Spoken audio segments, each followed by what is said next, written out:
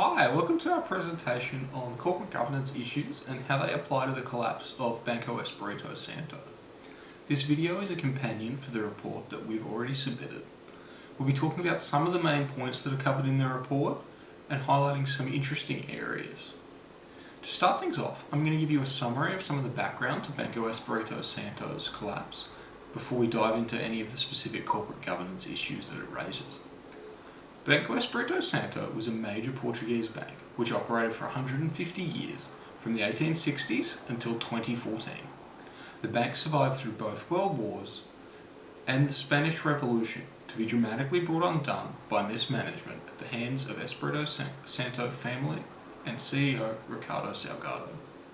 Financial issues with Banco Espirito Santo first started following a review of Portugal's banking sector after the GFC.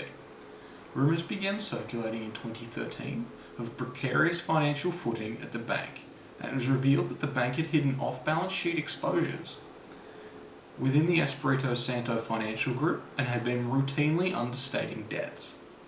This kicked off a series of events starting in early 2014, as more of the Espirito Santo group's questionable financial dealings came to light. The bank reported losses totaling $4 billion in 2014, and the CEO and CFO were unceremoniously forced to step down. It came to light that CEO Ricardo Salgado had been personally involved in money laundering and tax evasion in Switzerland and was under investigation. The end for Banco Espirito Santo came in August 2014, when the bank's record losses led to trading being suspended on its shares due to the rapidly falling price, while customers frantically withdrew funds. The Portuguese central bank took over the company and split it into two entities. Novo Banco took the bank's good assets and continued its operations, while Banco Espirito Santo was left with the debts and toxic assets to be resolved. I've put on screen for you now a timeline which roughly outlines the events leading up to the demise of Banco Espirito Santo. This timeline highlights just how quickly the collapse came for what had previously been a very stable organisation. It took only a year of scrutiny, followed by 6 months of poor financial outcomes, to bring Portugal's second largest bank undone. Principle 2. Structure the board to be effective and add value. This principle aims to encourage companies to have a board with effective composition, size, knowledge and a commitment to adequately discharge their responsibilities. Further, it draws attention to the importance of the independency of members. The purpose of an independent board is to make sure members are not influenced by the interest in the company, which is evident in the collapse of BES. The board of directors plays a crucial role in agency theory, which is the notion that the interests of shareholders and managers are diverse, resulting in self-interest behaviours. Therefore, board of directors aim to align the diverse interests through monitoring. BES comprised of 25 directors, 10 executives and 15 non-executive, representing the largest boards in Portugal. This creates many issues within the board, making it more difficult to reach consensus when making decisions, lack of control with members relying on others to monitor other members. As the company had stemmed from a family structure composing of about 1/3 of the board, it set an unspoken position of power, creating a groupthink environment. Leaders exerted individualistic management styles, taking on risk and mismanaging financial statements. Incorporating Principle 2 would have been an effective way to overcome this dictatorship within the company, allowing for more seamless communication and monitoring. Hi, I'll be talking about the Principle 3, which is instill a culture of acting lawfully, ethically, and responsibly. So, what do we mean by this corporate governance principle? Principle 3 highlights the role the board of an entity plays in instilling a culture of acting lawfully, following ethical protocols, and being responsible. A listed corporation should have strong values to act as the guiding principle and norms which define the strength of the organization. These principles become the guiding path for directors and employees. They should act honestly and exercise personal integrity to comply with all laws and regulations for an ethically strong operations of the entity. So, after this, I'll be talking about the relevant theory and literature supporting the corporate governance principle. The ethical behavior of corporations is increasingly coming under the spotlight in the modern day. We are seeing increases in the interest for ethical disclosures and voluntary reporting on ethical issues. Strong leadership is an integral part of corporate ethics. The culture within an organization is strongly influenced by the tone set by leaders within the organization.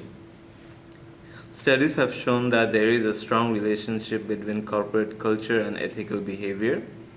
The one lies with management to instill ethical values into the culture of an organization. Questions of ethical leadership are linked with legitimacy theory and efforts of a corporation to comply with a social contract to maintain an image of legitimacy. The expectation placed on businesses to stay within the rules of the game. There is an expectation that corporations may test the limits of ethical behavior in search for profits.